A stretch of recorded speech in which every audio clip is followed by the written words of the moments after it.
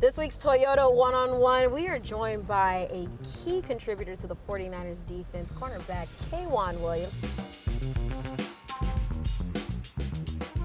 What's been your thoughts of this team? I mean, looking back, let's say OTAs, looking at this defense, did you think that you guys could be what you are now?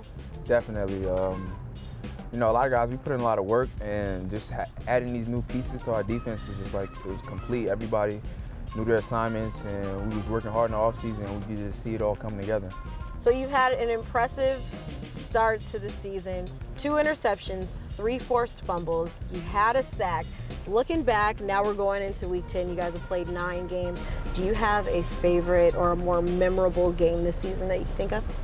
I knew some of the guys over there in Cleveland, and I was just happy just to be able to make a big play for our team and we can come out with the victory. Was there any DBs growing up that you watched, that you modeled your game after? Charles Woodson, Darrell Revis, and maybe Brent Grimes, because he was a smaller corner and he's quick. Is there maybe a receiver or a slot receiver that you enjoy going head-to-head against? Fitz is always a competitive guy. You know, he's a Pitt Panther just like me, so I know he's going to give it his all. Well, you get to see Fitz this weekend. Got the Cardinals coming to town. What's the mindset of this team? Just getting back on track and just getting back to our keys and our fundamentals and just execute what we want to execute on our defensive side of the ball. So your teammates were lobbying to get you on the Pro Bowl ballot, and it actually worked. What did that mean to you, having your teammates have your back like that? It means a lot, especially Sherm.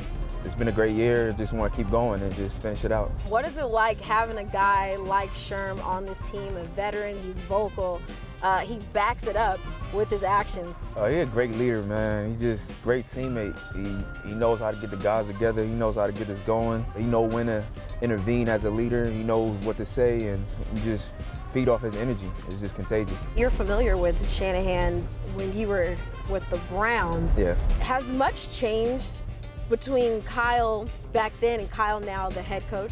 It was always fun just going against his offense, because it was always a challenge every day in practice with motions and misdirection stuff. So just being able to see that as a rookie and adapting to it and picking up a lot of things, going against other teams was a lot easier because it wasn't so much motions. He makes things complicated. He's going to stress a lot of things on your defensive principles. So just being able to work with him was a pleasure. I'm assuming it's even more challenging now as it's continued to develop over the years, right? Yes.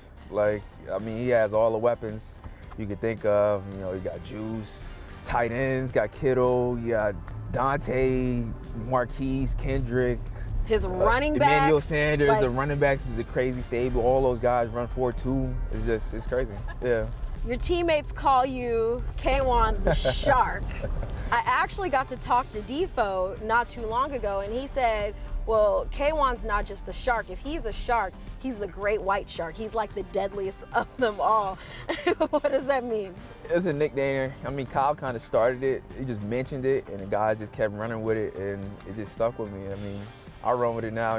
They call me and I answer, so it's fun. How do we define KWaun the Shark? Keep moving forward, staying focused, stay to the task, and just hunt every day and just try to make plays and be that guy that the team can count on. Something that a lot of people might not know is that you actually spearfish in the off season. Mm-hmm. How did you get into a hobby like that? My pops do it back in Jamaica, and it was just something that I always loved the water. I used to always try to swim, see how far I could go down and hold my breath, and it's one of my biggest hobbies, one of the things that I want to do for the rest of my life. What's been your best catch so far? Probably a hog snapper, something like that. For a person that's never spearfished in her life, what's a good piece of advice you'd have for me? You got to be real relaxed in the water. You can't have a lot of things going on in your brain. You just got to try to be as calm as possible. Being able to get comfortable in the water first before you start spearfishing is probably key. You and Akello Witherspoon, you guys are really good at juggling soccer balls. Are you a pretty decent soccer player as well?